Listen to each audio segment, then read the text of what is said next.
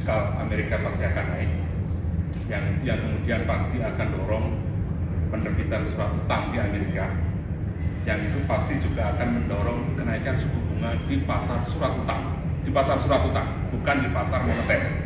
Nah, beda. Nah, kalau itu sudah terjadi, maka memang resiko capital outflow dari negara-negara emerging, termasuk di Indonesia, ke Amerika itu memang potensial. Di sisi lain, di Indonesia itu sekarang tahun ini kira-kira ada sekitar 1.400 triliun utang baru yang akan diterbitkan, surat utang. 1.400 itu konon 800 untuk digunakan untuk refinancing utang yang jatuh tempo, 300-400 itu untuk membiayai defisit APBN, dan sekitar 200 triliun, sekitar 300-nya itu adalah untuk 400-nya itu membiayai APBN ya, sekitar itu, dan sekitar 200-nya itu mungkin nanti dipakai untuk investasi melalui penyertaan modal pemerintah di BUMN dalam rangka untuk meningkatkan leverage-nya BUMN supaya bisa membiayai kegiatan infrastruktur dan investasinya. Kira-kira seperti itu. Nah, apa impact-nya buat dunia usaha?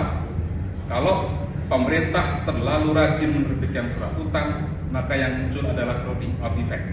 Apa itu crowding out effect? Crowding out effect itu karena pemerintah menerbitkan surat utang besar, pasti dia harus memasang suku bunga yang lumayan tinggi supaya surat utangnya laku. Gitu kan?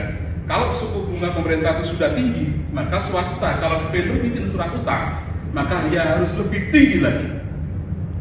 Makanya sampai hari ini kalau kita lihat di capital market, penerbitan surat utang itu relatively slow hari ini, karena memang sudah dikuasai oleh marketnya pemerintah.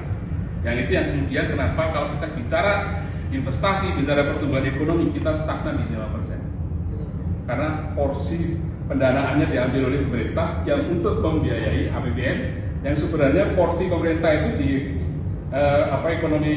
kontribusi anggaran pemerintah di dalam struktur ekonomi itu hanya sekitar 10% saja. 70%-nya itu dunia usaha. Jadi all out untuk 10%, tapi 70%-nya terbengkalai gara-gara itu satu. Yang kedua, trade policy, ya, dari Trump itu trade policy.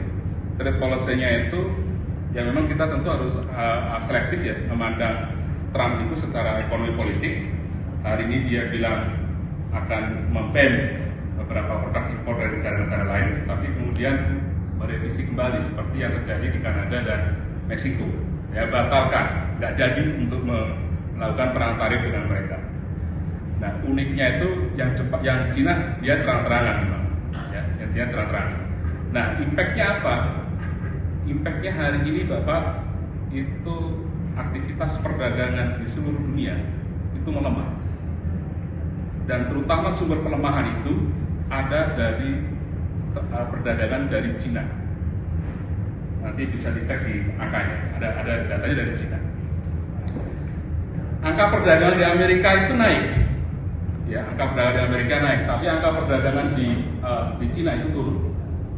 Nah, apa implikasinya? Kalau perdagangan di Cina itu turun, maka implikasinya adalah ekspor kita akan melemah. Industri manufaktur di Amerika di Cina itu masih melemah. Indeks PMI-nya itu masih di bawah sekitar 50%. Padahal biasanya kalau Cina itu kalau turun itu indeksnya bisa sampai 53%. Ini sekarang di bawah 50%.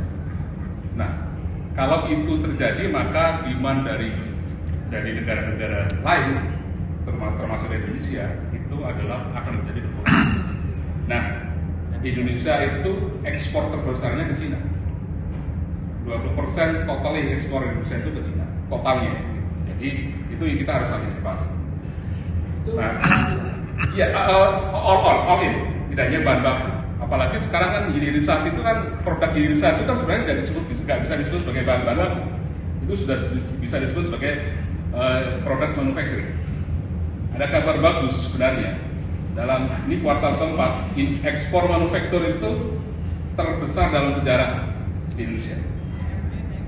Ya, jadi manufacturing ya termasuk itu karena proses hilirisasi itu kan termasuk dihitung dalam statistik kita itu sebagai produk manufaktur, bukan produk sumber daya alam. Jadi kira-kira seperti itu.